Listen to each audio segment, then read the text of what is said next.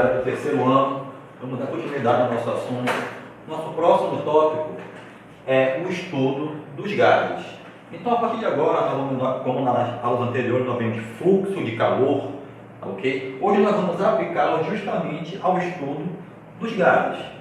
Então, quando nós falamos de gases, né, naquele terceiro estado da matéria, sempre nos vestibulares eles tentam confundir você um pouco entre os elementos de um gás e de um líquido, porque algumas coisas eles têm semelhanças e algumas diferenças. Então, antes de começar a nossa aula, vamos logo ver as principais semelhanças e diferenças entre líquidos e gases. Primeiro, tanto o líquido quanto o gás são fluidos. Mas o que são fluidos? Fluidos é aquilo que pode fluir, é aquilo que eu posso canalizar, é que eu posso escorrer. Então, tudo aquilo que eu posso canalizar, que eu posso fazer fluir, nós chamamos de fluidos. E nesse caso, entram os líquidos e os gases. Que foi o que nós vimos lá naquela aula de diagrama de fases, tá? Sobre fluidos. Segundo, o líquido ele tem uma forma indefinida. Como assim forma indefinida? Se eu colocar um líquido num recipiente esférico, esse líquido vai tomar uma forma esférica. Se eu colocar num recipiente de forma cilíndrica, esse líquido tomará a forma cilíndrica. Então, o líquido, na verdade, ele não tem uma forma definida. Quem vai definir a forma dele é justamente o recipiente ao qual ele foi inserido. E nos gases é a mesma coisa. Tá? É o recipiente que vai determinar a forma desse gás. Só que aí, meus queridos, vem uma diferença crucial que você tem que ter muito cuidado no vestibular. O líquido ele tem um volume definido, já o gás tem um volume indefinido. Pessoal, como assim indefinido ou indefinido? Vamos lá. Se eu coloco 1 litro de água, tá? 1 litro, água líquida, tá? Num vasilhame de 2 litros, esse 1 litro de água vai ocupar metade desse vasilhame. Professor, não entendi, repita aí. Eu tenho aqui um recipiente com um volume de 2 litros e eu joguei nele 1 litro, por exemplo, de água. Esse 1 litro de água ele tem um volume definido, que é 1 litro. Então, ele vai ocupar apenas a metade desse recipiente. Então, se era 1 litro aqui, continuará sendo 1 litro aqui. Então, apesar do líquido ter uma forma indefinida, o seu volume é definido. Ele pode tomar as mais diversas formas, mas o seu volume permanece constante. Coisa que já não vai acontecer com os gases. Pessoal, como assim? Vem para cá. Vamos supor que agora eu pegue 1 litro de, de um gás qualquer e coloque num recipiente de 2 litros. Aí você pode pensar, professor, ele também vai ocupar a metade dele. Errado.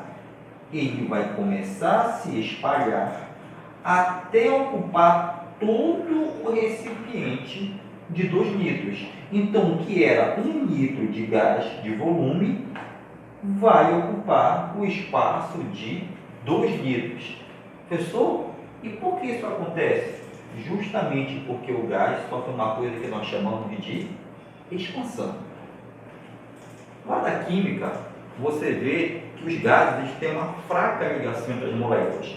Então, elas se desvencilham com muita facilidade. Então, uma tendência natural do gás começar a se espalhar, a separar suas moléculas e ocupar todo o volume que ele foi inserido.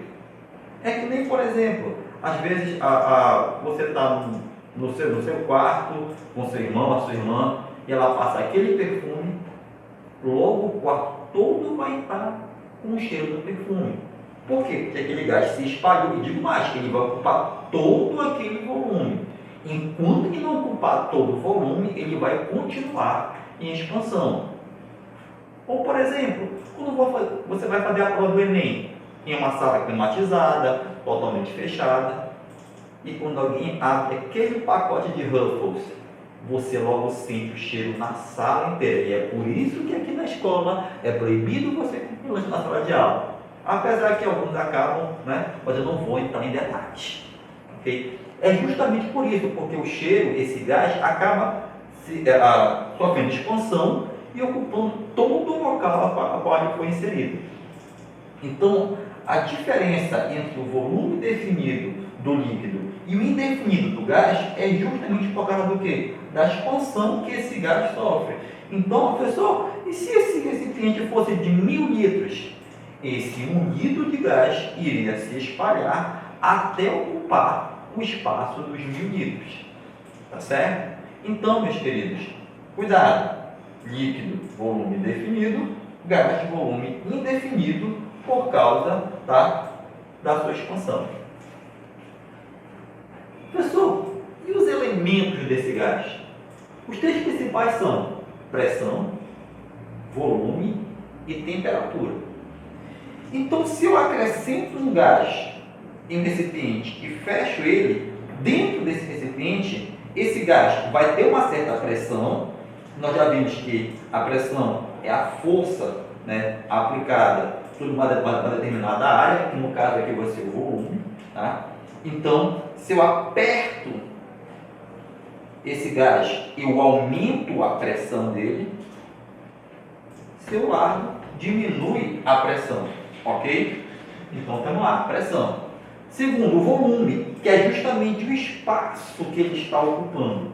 Tá, ok? Então, esse espaço nós chamamos de volume. E é claro, aquilo que eu falei agora há pouco, todo gás ele vai ter uma certa temperatura. Então, seja ela maior ou menor. E a temperatura? Vai depender do tipo de gás, do tipo de pressão e do volume ao qual vai estar contido. Mas isso é lá na frente.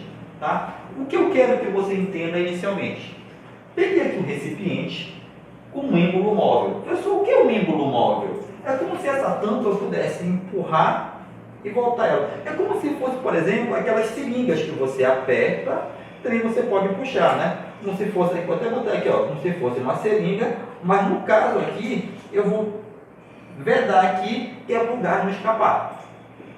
Então, se eu aperto esse êmbolo móvel, tá? Você pode ver, olha, acontece isso aqui. O que eu quero que você entenda? Que no primeiro caso, eu tenho um volume inicial, que é o espaço aqui dentro. Eu tenho uma pressão inicial, porque esse gás sofre uma pressão pelo êmbolo, porque eu tenho uma força aqui.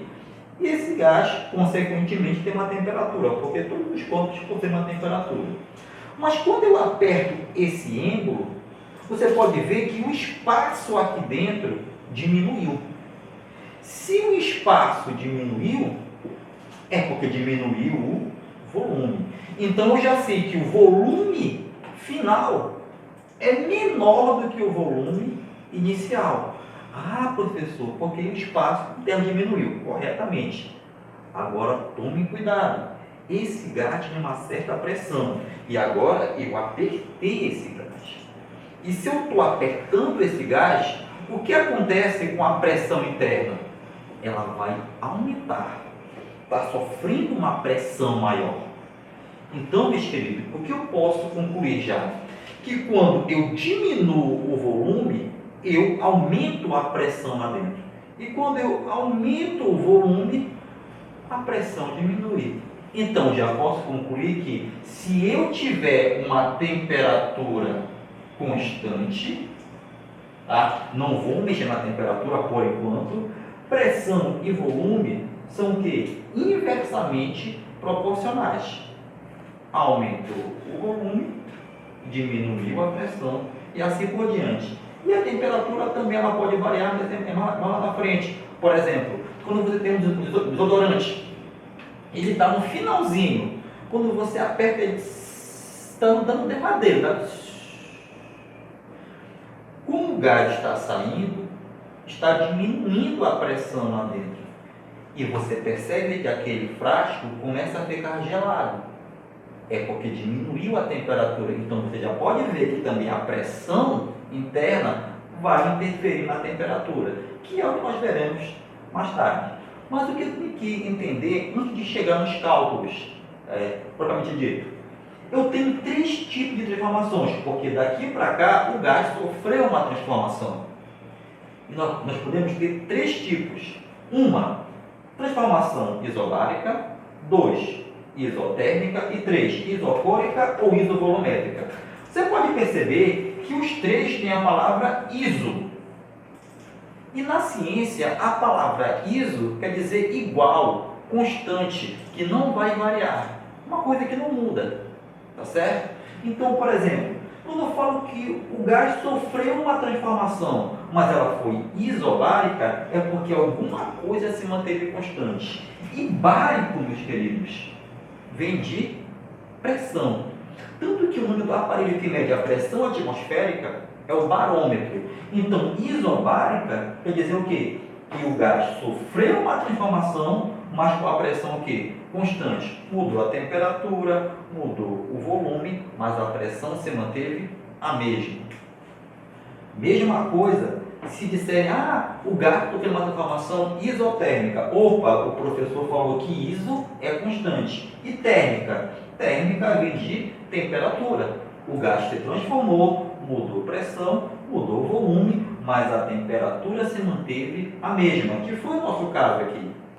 E por último, mas não menos importante, a transformação isocôrica ou isovolumétrica. Professor, se é iso é igual, se é volumétrica é volume. Então, o gás se transformou e o volume se manteve constante. Ok. Mas por que o nome isocórica? Eles adotaram 2 nomes. Professor, isovolumétrica eu vou saber o que é, mas isocórica eu não vou lembrar, eu acho que nem vou estudar. Se você não estudar, é esse o nome que vai cair. Então estude. Então, isocórica ou isovolumétrica é quando se transforma o gás, muda a sua temperatura, muda a sua pressão, mas o volume se mantém constante. Professor, e se mudar as 3? Se nada se manter constante? E aí é uma transformação normal de gases, ok? Mas para que eu tenho que encaixar essas 3? Nas horas dos cálculos, ok? E quando é que eu vou ver esses cálculos, professor? Nós veremos na nossa próxima aula. Então, pegue seu livro, estude, estaremos sempre aqui para ajudá-los. Fiquem com Deus e até a próxima.